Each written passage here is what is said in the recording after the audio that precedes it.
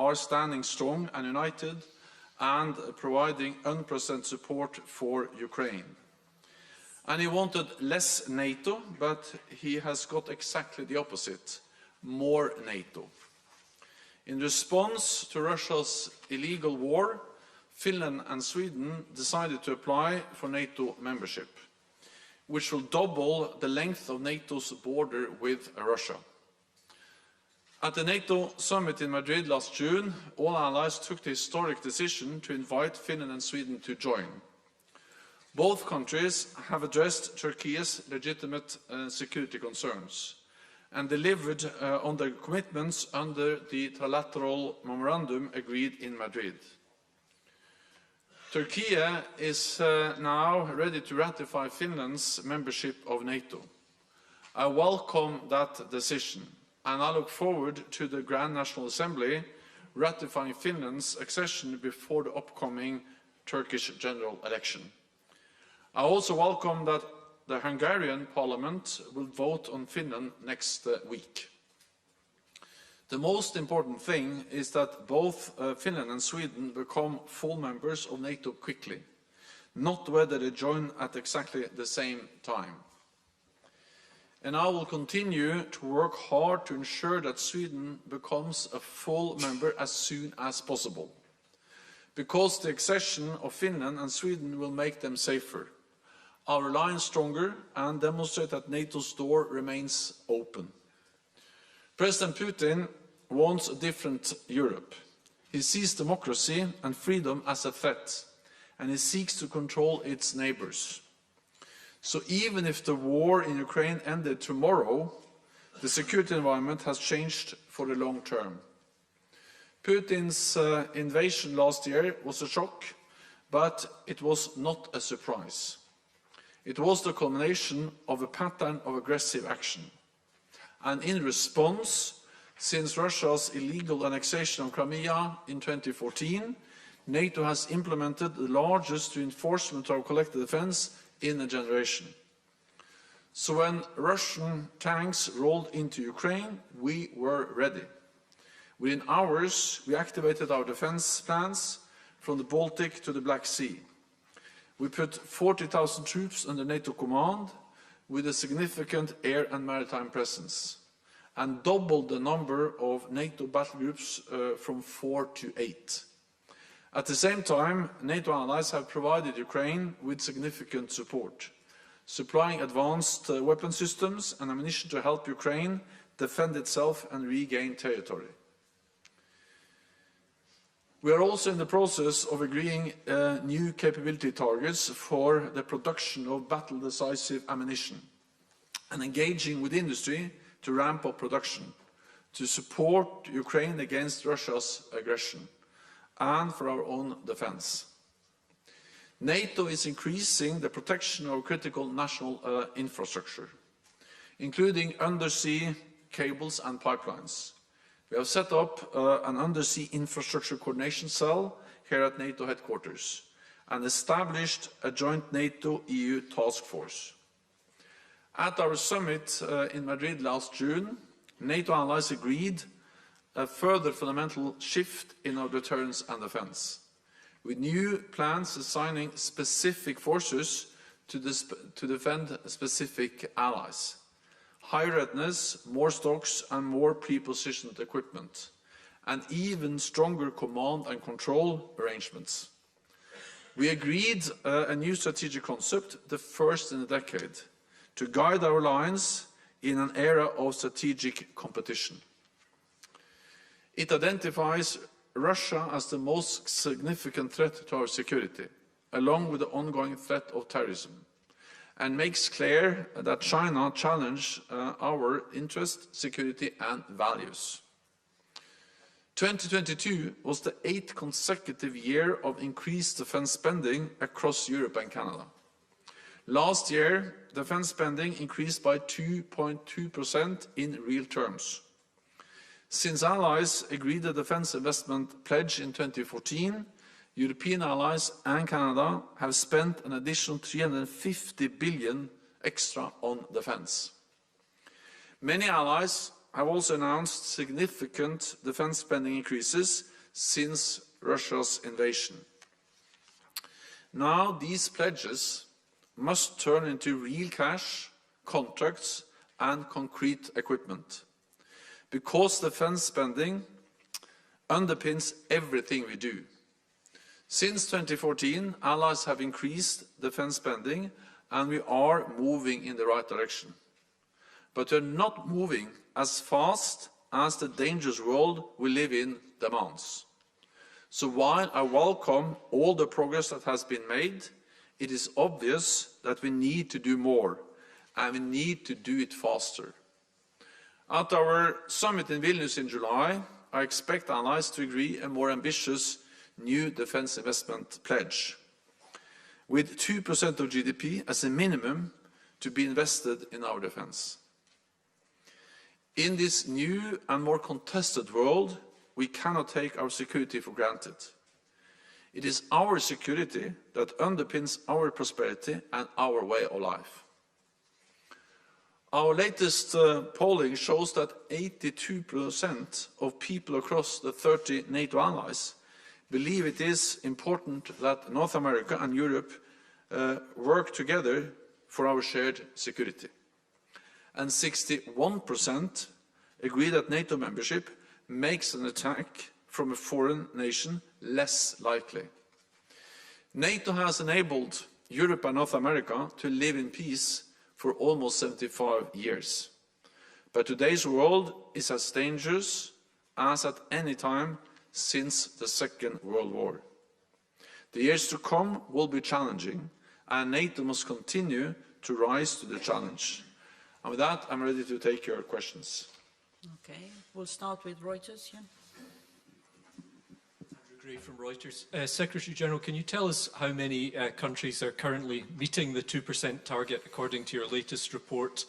And if that number is still relatively small as a part of the total, can you comment on, do you have any concerns about the fact that even almost 10 years after that goal was agreed, most allies aren't meeting that target? We have all the numbers and the figures updated in this report, both graphically but also in tables where you can look into the details for each and every ally. And it shows that 7 allies now spend 2%. We actually expected that to be slightly more earlier, but because GDP has increased more than expected for a couple of allies, 2 allies that we expected to be at 2% are now slightly below 2%. So as I said, we welcome the progress. We welcome the fact that all allies have increased, that more allies now spend 2% of GDP on defense, and more allies are actually coming closer to 2%. Having said that, there's no doubt that we need to do more and we need to do it faster. The pace we have when it comes to increased defense spending is not high enough. So my message to allies is that I welcome what they have done, but they need to speed up, they need to deliver more. In a more dangerous world, we need to invest more in defense. Then let me add that, of course, it is important that allies meet the 2% guideline, but of course it also helps that those allies who have been close to 1% now are at 1.5 or moving towards 2%. So for instance, Germany has significantly increased defense spending over the last years. They're still not at 2%. But the increase in German defense spending really makes a big difference because of the sheer volume of the German economy and the German defense budget, and Germany has clearly committed to be at 2% soon. Okay, we'll go to Associated Press. Secretary General Lauren Cook from the Associated Press. You just met with the Hungarian foreign minister, and I understand from some remarks that he's made in Brussels that you intend to go ahead with a ministerial level meeting at some point, NATO-Ukraine, and I wondered why you've made that decision to go ahead despite what I understand to be existing Hungarian objections. And if I could briefly, I'd be very interested in any remarks you might have about the Chinese peace plan. that President Xi and President Putin are talking about at the moment? Thank you. First, on the peace plan. It is for Ukraine to decide what are acceptable conditions for any peaceful solution. China therefore needs to start to understand Ukraine's perspective and to engage with President Zelensky directly if it's serious, if it wants to be serious about peace. We also need to remember that China has not been able to condemn the illegal war aggression by Russia against Ukraine. Having said that, of course, I will welcome any initiative, any plan that can lead to a just and sustainable peace. China's peace proposal includes some positive aspects and elements which I support. For instance, the importance of nuclear safety, of protection of civilians, and not least underlying the importance of sovereignty, territorial integrity and independence. And of course, any peace solution for Ukraine must be based on these principles, to the respect of the territorial integrity and sovereignty of Ukraine. And this is also the main element of the peace plan that President Zelensky put forward some months ago. And of course, any durable, lasting peace has to respect Ukraine as a sovereign, independent nation in Europe, in accordance with the UN Charter. And a ceasefire or any solution that doesn't respect the sovereignty and territorial integrity of Ukraine will only be a way to freeze the war and to ensure that Russia can reconstitute, regroup and re-attack. And that will not be a just and sustainable peace. It will only help Russia to hold on to territory it has illegally occupied. So again, I welcome initiatives that can lead to a just and sustainable peace. At the end of the day, it has to be up to Ukraine to decide what are the acceptable conditions. What we should do is to support Ukraine in the right to defend themselves, a right which is enshrined in the UN Charter, and they are defending themselves against Russia's illegal war of aggression. Then on the NATO-Ukraine Commission, yes, my plan is to convene a meeting at our foreign ministerial meeting in a couple of weeks. I do so because I think this is a platform to demonstrate our support to Ukraine.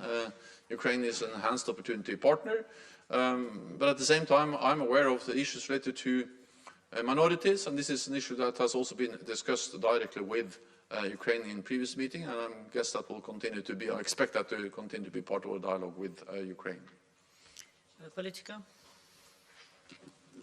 Thank you very much. Secretary General, you mentioned that you will be advocating for a more ambitious defense investment pledge. I was wondering if you could share perhaps a bit of detail of what you would be advocating for at Vilnius. Would it be, again, a 10-year pledge?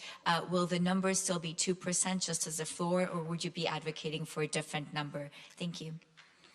So first of all, it has to be, or it will be up to 30 allies, or soon to be 32 allies, to decide what will be the language of a new defense investment pledge. But I will work for, and I will advocate in favor of a more ambitious pledge than the pledge we made in 2014, simply because, yes, the war started in 2014 with the illegal annexation of Crimea and Russia going into Eastern Donbass. But of course, the full-fledged invasion that we saw last February has made it difficult and dangerous and challenging security situation even more dangerous and even more challenging. So if there was a need to increase defense spending back in 2014, it is even more obvious now. And of course, we also have to build on the progress we have made. Back in 2014, the majority of NATO allies were reducing their defense budgets. Total defense spending across Europe and Canada was going down year by year. So we are on a downward trend. and only 3 allies spent 2% or more on defense. Since 2014, that picture has totally changed. Now all allies have increased defense spending, and in totality, we now have 8 consecutive years of more defense spending across Europe and Canada. So we are in a totally different place than where we were in 2014 when things were going down. Now they're going up, and they're going significantly up defense spending. So of course, when you then agree a new defense investment pledge at the summit in Vilnius, it has to build on the progress we have already made and take into account the fact that we live in a more dangerous world. So what I will argue in favor is that when we refer to 2% in the pledge we made in Wales at the NATO summit in Wales in 2014, we refer to that as something we should strive towards, more like a kind of a ceiling. But now we should refer to 2% more as a floor, a minimum. And of course, then we had a kind of 10-year perspective, 2014 to 2024. Now I think we should be all understand that this is a kind of immediate need to be there, and we have had now 10 years already to move towards 2%. So I expect actually the reality that the majority of allies could be able to be at 2% very quickly. Agence France Presse, here. Yeah. Thank you very much, Secretary General. Just returning to the issue of China, do you have any more information on whether China is planning or is actually supplying arms to Russia for the war in Ukraine? And more specifically, what is your message to President Xi as he meets with a leader who is now accused of committing war crimes? Thank you. So first, we haven't seen any proof that China is delivering lethal weapons to Russia. But we have seen some signs that this has been a request from Russia, and that this is an issue that is considered in Beijing or by the Chinese authorities. And therefore our message has been that China should not provide lethal aid to Russia. That will be to support an illegal war and only prolong the war and support the legal invasion of Ukraine by Russia. That's something that China, of course, not should do. Then, of course, the meeting that takes place in Moscow is part of a pattern we have seen over the last years, where China and Russia are coming closer and closer. We have to remember that just a couple of weeks, or a few weeks before the invasion last February, President Xi and President Putin met in Beijing, where they signed a joint declaration promising each other a partnership without any limits. And we see how China and Russia are coming closer and closer in the military domain. They have joint exercises, joint patrols, naval and air patrols, in the economic domain and also in the political and diplomatic domain. So the meeting in Moscow is part of that pattern where China and Russia are working more and more closely and building a stronger and stronger partnership. Slovenian TV over there, yeah. Igor Juric, Slovenia, over there. Slovenian television. Secretary General, just a short question. How do you see, and of course also comment, the latest development in the relations between Serbia and Kosovo, especially after this Ohrid meeting of both leaders? Well, also I welcome the agreement, and the important thing now is the full implementation, the speedy and full implementation of the agreement between Belgrade and Pristina. And of course, we strongly support the EU-facilitated dialogue. We, NATO allies and NATO provide political support. We have been in close contact with the EU, but also with Pristina and Belgrade. And of course, we support also the efforts to find a peaceful solution through our KFOR mission, close to 4,000 NATO troops in Kosovo, which are key to facilitate and support a political process. So we welcome the agreement. The message is that it has to be fully and quickly implemented by both parties. Frankfurt Allgemeine. Thomas Kuschka, Frankfurt Allgemeine Zeitung. Two questions. The first is for clarification. Has Hungary formally agreed to another meeting of the NATO-Ukraine Commission? And the second one is on ammunition. Yesterday, EU foreign and defense ministers took the decision to provide Ukraine with 1 million artillery shells within 12 months.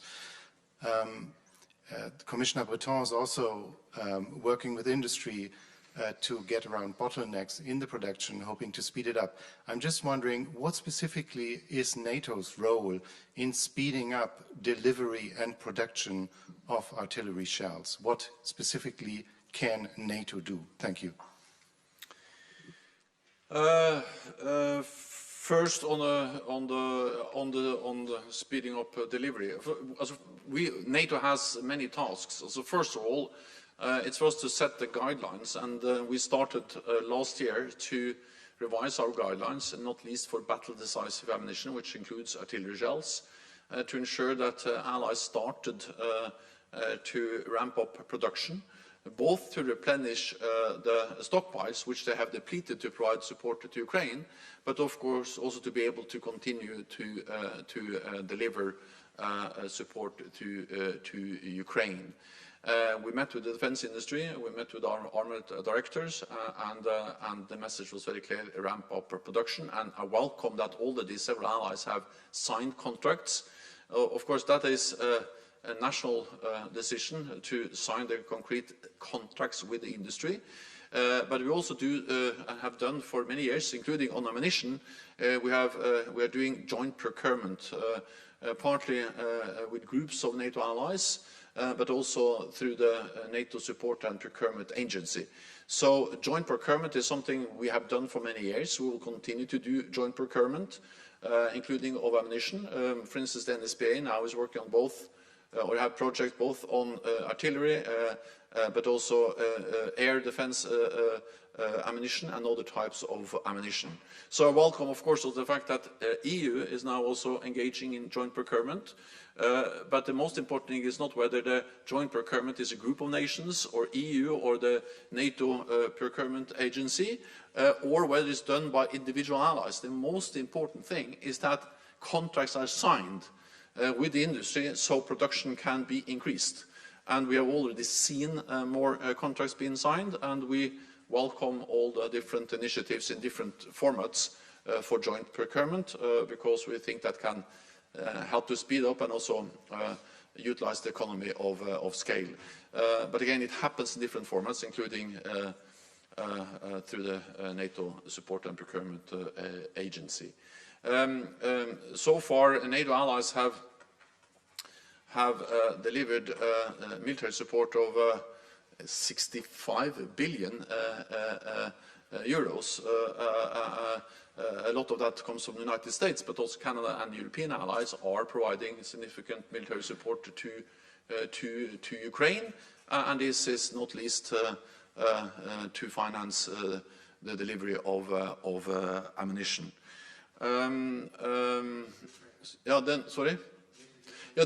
Well, it's my prerogative to convene the NATO-Ukraine Council. And I do that because I think the time has come. Of course, I always try to have allies to agree, but when we cannot fully agree, then it's still my prerogative to convene in meetings of the North Atlantic Council in different formats, and now I do that. Swedish Radio. Here. Thank you, Mr. Secretary General. What does it mean in concrete terms that Swedish NATO membership is a top priority, as you said yesterday? And the second question, how included is Sweden for the NATO future plans for the Baltic Sea? Finland is approaching NATO membership faster than Sweden. I didn't get the last question. How does it mean in concrete terms for the NATO plans for Baltic Sea that Finland is approaching NATO membership faster than Sweden? So first of all, I'm absolutely confident that also Sweden will become a full member of this alliance. Second, it is a top priority for me, meaning that I really believe that it will be good for NATO, it will be good for Finland, it will be good for Sweden, it will be good for all of us to have Finland and Sweden in as quickly as possible. That's also the reason why I worked hard to get the agreement last year, which was an historic decision that all NATO allies, also Turkey and Hungary, made to invite Finland and Sweden. And since then, since June last year, we have had the quickest accession process in NATO's modern history. Because we have to remember that Finland and Sweden applied in May. Already in June they were invited, and since then Finland and Sweden has had a totally new position in NATO, because they now have the position as invitees, meaning that they sit at the NATO table. We integrate Finland and Sweden more and more into NATO's civilian and military structures, and this integration process will take some time, with military planning, with capability targets, and that integration process has not been postponed by the fact that the ratification has taken a bit more time than we hoped. So the military integration goes on, regardless of, in a way, the fact that Hungary and Turkey has not ratified, because part of being invitee means that you can be integrated into NATO's military structures, including interim capability targets. So the military planning, the integration process, is something which is moving on, not delayed by the ratification process. Second is that for me this is a top priority, meaning that I spent, I did what I could together with President Sauli Niinistö, with at that time Prime Minister Magdalena Andersson, and with the new government in Sweden. We have continued to work together closer to ensure the agreement, the invitation, and now the integration into NATO's civilian and military structures, and then the ratification. So far, 28 has ratified. I went to Ankara, I think it's now 3-4 weeks ago. We had a good meeting with President Erdogan. That was the meeting where he made it clear that he is ready to, or Turkey is ready to ratify Finland, and I welcome that we now see progress on the ratification of Finland, and hopefully that will happen very soon.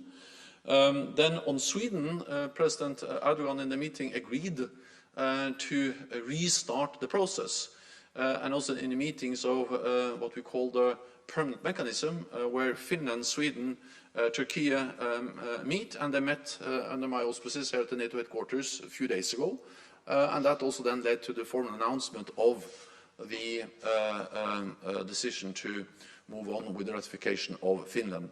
But of course, in that meeting, we also then are able to address how to make progress on the ratification of Sweden. And we will continue to meet. I spoke again with President Erdogan on Friday, and we again agreed to continue the consultations and the meetings to ensure that we can also make progress on the ratification of Sweden. Then I spoke this morning with the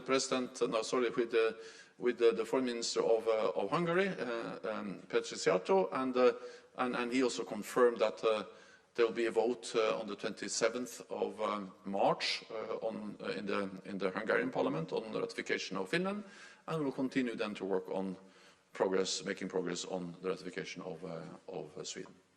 Interfax Ukraine, lady with the red scarf. We have a microphone there. Thank you, Anna. News agency, Ukrainian news agency, Interfax Ukraine, Irina Sommer. Follow up on NATO-Ukraine Commission. Secretary General, is it mean that we can see from now on that such kind of meeting will take place regularly, on the regular basis, and even that participation of the Ukrainian President, Mr. Zelensky, in Vilnius also will take place in this format, NATO-Ukraine Commission?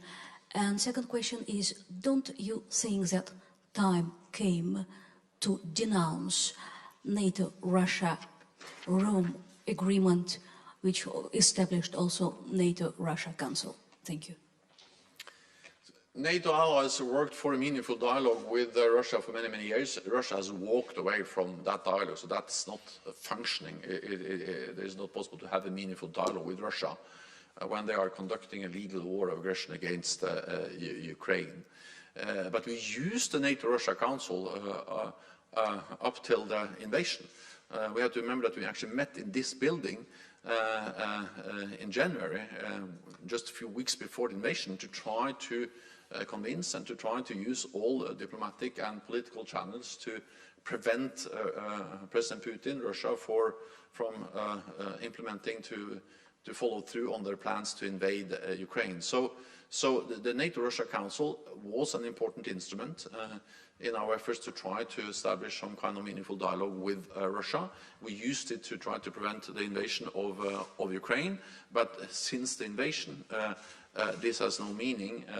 We cannot have any meaningful dialogue with a country that is responsible for an illegal war of aggression against the neighbor Ukraine. So we don't have meetings, of course, in this council now. Then when it comes to the NATO-Ukraine Council, this is an established framework. I have the mandate to convene it. I have, in respect for the issues that Hungary has raised, I have not convened that for some time, but now I will continue to convene the meetings of the NATO-Ukraine Council, the Commission, sorry, and I will start with a meeting at the foreign ministerial meeting. I have not planned any more meetings, but of course this will not be a one-off event. We will continue to have meetings. When it comes to the summit, we have not decided finally on the formats, but I have made it clear that I will invite President Zelensky to the summit. Exactly in what format we will meet, that has not yet been decided. Bloomberg. Natalia Drozdek from Bloomberg. I just want to follow up on the question about Sweden's ratification. Do you still expect Sweden to be ratified by both Turkey and Hungary by Vilnius? And then secondly, on the question about MiG fighter jets, Poland and Slovakia pledged, what impact do you expect this to have on the battlefield? And have any allies expressed concern about these deliveries, especially with regards to escalation? Thank you.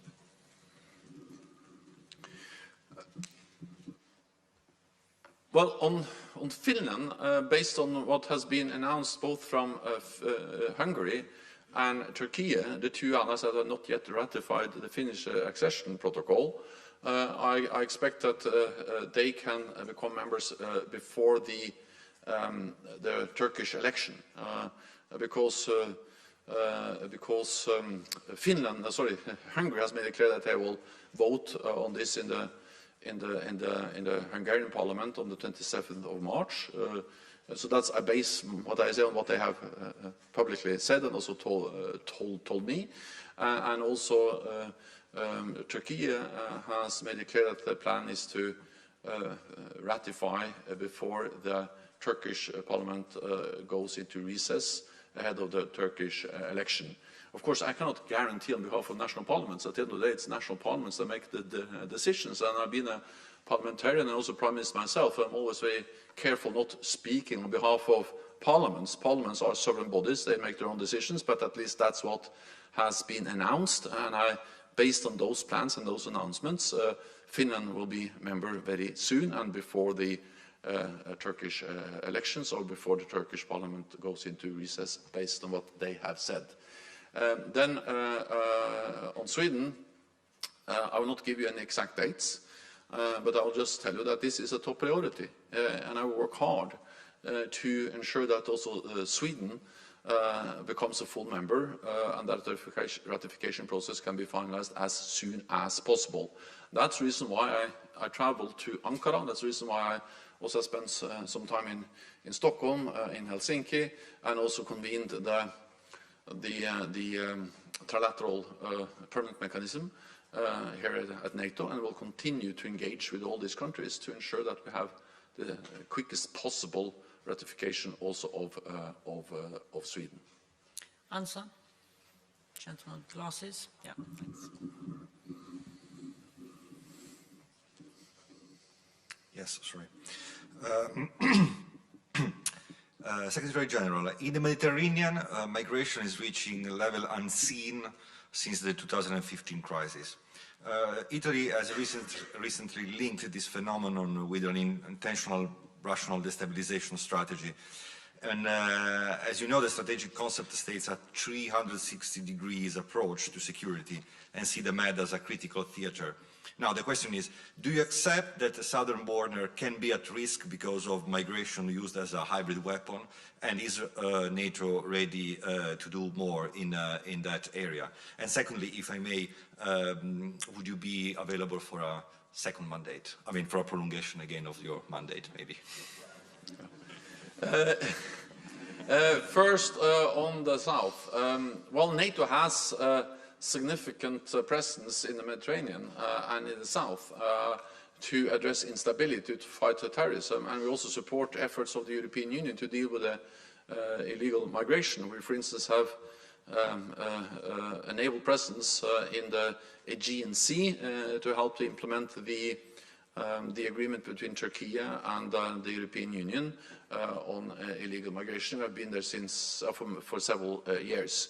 We're also working with partners like Mauritania, like Tunisia and others to help them build their defense and security institutions to stabilize their own countries. That's to address the root causes of the migration challenge. So we are working in many different ways, and of course we also see that we see increased Russian presence in the south or in Africa, and not least with the Wagner Group. So I think that it just highlights that NATO doesn't have the luxury of choosing to either focus on one or the other challenge or threat we face. We need to be able to deal with all of them at the same time. Of course, they are in different nature and different intensity, but NATO has to deal with them at the same time. Also, a lot of what we do on critical infrastructure is also related to the south. There are cables, there are undersea infrastructure also in the Mediterranean. But of course, NATO is a military alliance. We have our tools, then the European Union, national nations have other tools. So we don't have all the tools to address all the issues related to migration, but we support the efforts of the European Union and individual allies in different ways, and will continue to do so, and also step up our work with partners, for instance, or in Africa, and also in Iraq. I met with the Iraqi foreign minister yesterday, and we have a presence there of a training mission to help Iraq to stabilize their own country. And that's also a way to address the root causes of the illegal migration. Imedi, Georgia. Thank you very much. Mr. Secretary General, two questions about Georgia. First, as we are waiting for Vilnius summit this summer, and for more support from NATO, what can you tell us more about it and overall evaluation of 2022? And also, can you comment on recent developments in Georgia? I mean, presentation in Georgian Parliament, foreign agent draft, and in 2 days it was voted down. So can you comment on this? Thank you very much. So I welcome the decision by the Georgian Parliament to vote down or to withdraw the draft law on foreign influence or foreign agents, because it's incompatible with Euro-Atlantic values and the protection of fundamental freedoms. So I welcome that this proposal was withdrawn and then not supported by the Parliament in Tbilisi. I encourage Georgia's political leaders to work together on reforms urgently needed, and of course NATO has also worked with the government of Georgia to implement these reforms, to strengthen democratic institutions, to strengthen democratic control over the security services, and also to fight corruption. The Georgian people have made it very clear that they want a democratic, prosperous Georgia that is integrated into the Euro-Atlantic region, and NATO will continue to be a partner to those aspirations. Okay, we'll go to Icelandic National TV. Björn Malmquist from Icelandic National Television. You've talked a lot about Ukraine. Understandably, the focus of the alliance has been there in recent months. Are you keeping focus on Russia's activities in the high north? And how will the membership, I mean the eventual membership of Sweden and Finland, change the dynamic on the northern flank of the alliance? So Finnish and Swedish membership will strengthen NATO in many different ways. First of all, it will strengthen the whole of NATO, and because Finland and Sweden have capable armed forces, well-trained, well-equipped, modern armed forces, and we have worked together with Finland and Sweden for many years. They have naval, land and air forces which are highly capable and will help us also to increase our presence, our awareness, also in the high north. And of course both Finland and Sweden are Arctic nations.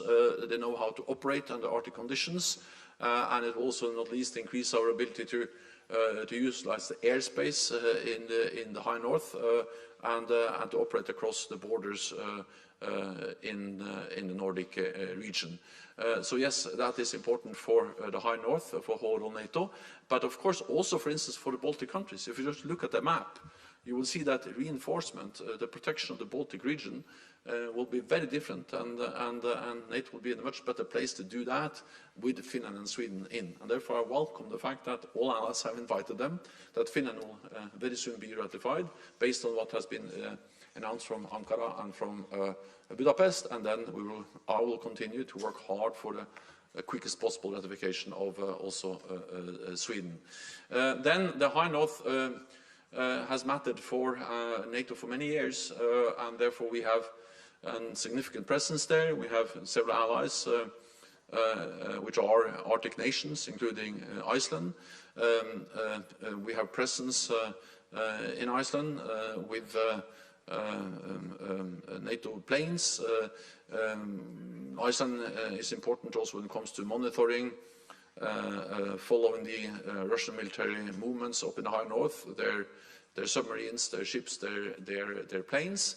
And allies are also now investing in new modern capabilities, including advanced fifth generation fighter aircraft that will significantly increase our capabilities when it comes to monitoring and surveillance over what's going on in the high north. More ships, we have more exercises, and last week I went together with President Ursula von der Leyen and the Norwegian Prime Minister Jonas Gahr Støre to one of the gas facilities, the gas platform Troll platform in the North Sea, which is important for Norway, for the Nordic region, but of course also for energy supplies to Europe. 10% of Europe's gas supplies comes from that one platform. So of course when NATO also is stepping up what to do to protect critical infrastructure, that is also very much about the high north. Yes, high north has been and will continue to be of great importance for NATO. Let me also add that climate change will make the high north even more important. The ice is melting. It's possible to operate there more throughout the year, and that will also increase the strategic importance of the high north.